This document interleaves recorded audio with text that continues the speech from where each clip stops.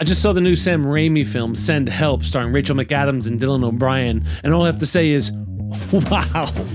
It's 9 to 5 on an island, but way darker. Well, now that I think about it, 9 to 5 was pretty dark. Hey, I'm Mike. I studied film, I work in TV, and if you love movies as much as I do, hit that subscribe button and get notified when new content's posted.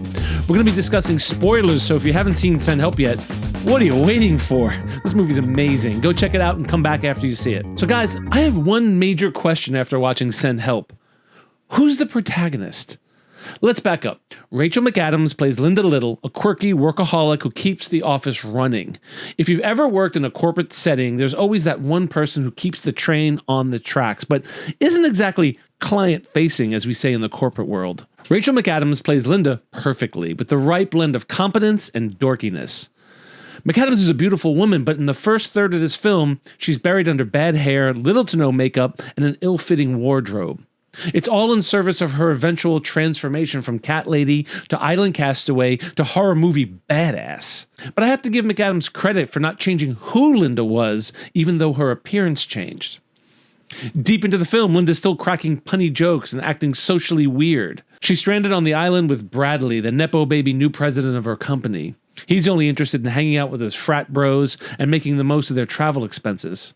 On the island, Linda is living her best life, and when she sees the boat, she decides to keep that information to herself. I guess to try to get Bradley to like her, to fall in love with her maybe?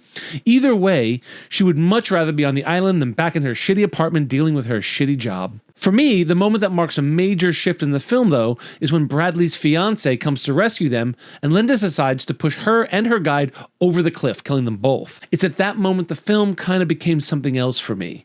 Not because I don't think her character wouldn't have done that. In fact, Linda explains that she facilitated her husband's car accident, so it's definitely within her capabilities to commit murder.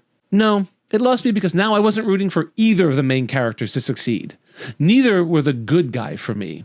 If you've read Blake Snyder's book, Save the Cat, you'll know what I mean. Snyder says that you should have your character do something to show their intentions. For example, a character that saves a cat at the start of a film is often a way to show the audience that they're the good guy. If a character were to kill that cat, it's a signal that they're the bad guy. It could be anything. It doesn't have to be a cat, but some act to show the audience what the character is made of, what their belief system is.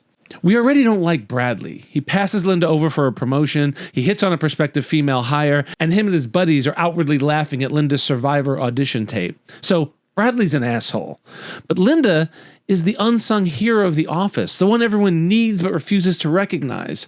We feel terrible for her. Sure, she's a little dorky, but ultimately, she's a good person with good intentions. Until the moment when Linda kills two innocent people, she becomes a bad guy too, in my eyes. I want to differentiate that if she had killed Bradley and lived on the island by herself, I think that would have been justified. But she killed two innocent people, and that changed her in my eyes. Now they were both bad guys. So when we get to their final showdown, I'm not sure who I should be rooting for. The moment when they're in the house and Linda has the shotgun pointed at Bradley and he charms her nearly enough to disarm her, I thought, if he grabbed the gun and shot her dead, it would be just as satisfying an ending as her shooting him. Don't get me wrong, Send Help is a fantastic film. And maybe it's this change of character for Linda that keeps us guessing right up until the end. Maybe the film is telling us that those quiet workhorses at the office are actually the real psychopaths. Like Milton in Office Space. I believe you have my stapler. I absolutely loved Send Help. Don't take my criticism as me not liking it. The film just makes us question our allegiance to the protagonist at the end. Anyway, those are my thoughts on Send Help. I'd love to read yours in the comments below. As always, film is about community. I'm Mike, and I love movies.